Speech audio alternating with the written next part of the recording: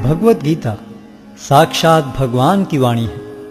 यह अर्जुन और भगवान श्री कृष्ण के बीच में हुआ दैवी संवाद है। ये संवाद आज से 5000 वर्ष पूर्व कुरुक्षेत्र नामक स्थान पर हुआ। भगवत गीता में जीवन के सभी महत्वपूर्ण प्रश्नों का उत्तर है, जैसे हम कौन हैं, भगवान कौन है, हमें कष्ट क्यों होते हैं, क्या पुनर्जन्म होता है, क्या अन्य ग्रहों पर जीवन है, हम कैसे इस जन्म और अगले जन्म में सुखी रह सकते हैं, हम कैसे भगवत धाम को जा सकते हैं। कोई पूछ सकता है कि कुरुक्षेत्र में हुए महान युद्ध जिसके दौरान भगवत गीता कही गई, उसका कारण क्या था। 5000 वर्ष पहले विचित्रवीर्य नामक एक महान राजा का देहांत हो गया। क्योंकि उसका बड़ा पुत्र धृतराष्ट्र जन्म से अंधा होने के कारण राज्यभार संभालने में असमर्थ था, अतः उसके छोटे भाई पांडु ने राज्य सिंहासन संभाला। पांडु की मृत्यु के बाद उसके 5 पुत्र, जो पांडवों के नाम से विख्यात थे, जो नियमानुसार राज्य के उत्तराधिकारी बने, लेकिन पांडव भी बालक ही थे, अतः धृतराष्ट्र ने स्वयं राज्यभार संभाला।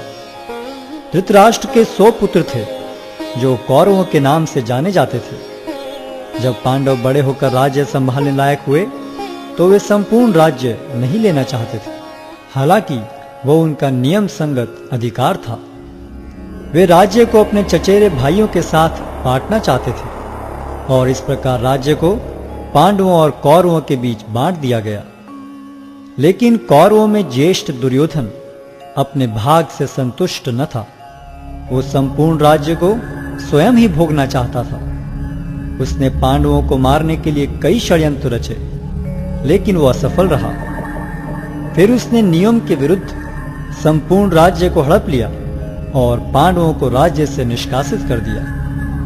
पांडवों ने फिर 5 गांव की मांग की। दुर्योधन ने उत्तर दिया, 5 गांव तो दूर, वो सुई की नोक के बराबर भी जमीन नहीं दे सकता।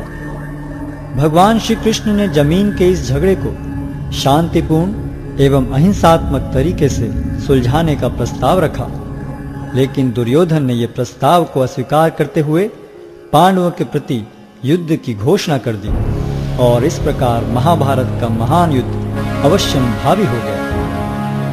युद्ध की तैयारी में अर्जुन और दुर्योधन दोनों ही भगवान श्री कृष्ण के पास सहायता मांगने गए। भगवान श्री कृष्ण उनकी मदद मांगने को आए किसी भी व्यक्ति को नहीं ठुकराते थे, चाहे वह सज्जन हो या दुर्जन। भगवान श्री कृष्ण ने अपनी संपूर्ण सेना को एक ओर तथा स्वयं को मार्गदर्शक के रूप में दूसरी ओर देने का प्रस्ताव रखा।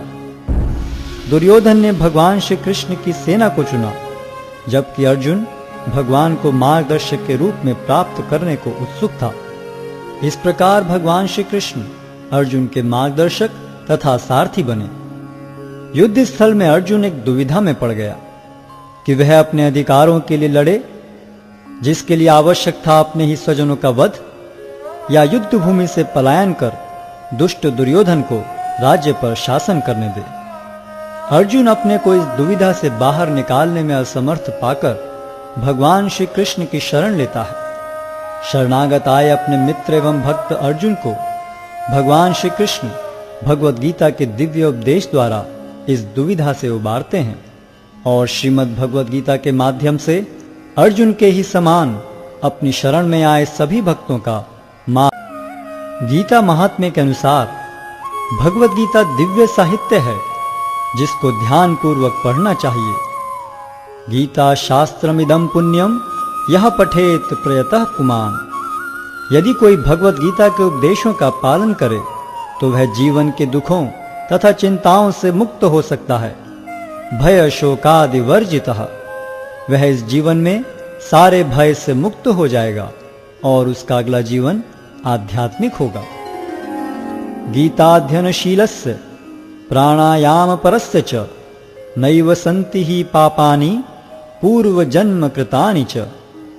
यदि कोई भगवत गीता को निष्ठा तथा गंभीरता के साथ पढ़ता है तो भगवान की कृपा से उसके सारे पूर्व दुष्कर्मों के फलों का उस पर कोई प्रभाव नहीं पड़ता।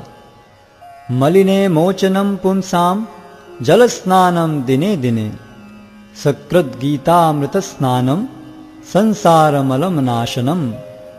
मनुष्य जल में स्नान करके नित्य अपने को स्वच्छ कर सकता है, लेकिन यदि कोई भगवत गीता रूपी पवित्र गंगा जल में एक बार भी स्नान कर ले तो वह भवसागर की मलिनता से सदा सदा के लिए मुक्त हो जाता है। गीता सुगीता कर्तव्या किमन्यै शास्त्र विस्तरई या स्वयं पद्मनाभस्य मुख पद्माद्विनिस्सता। चूंकि भगवत गीता भगवान के मुख से निकली है, अतएव किसी को अन्य वैदिक साहित्य पढ़ने की आवश्यकता नहीं रहती। उसे केवल भगवत गीता का ही ध्यान पूर्वक तथा मनोयोग से श्रवण तथा पठन करना चाहिए।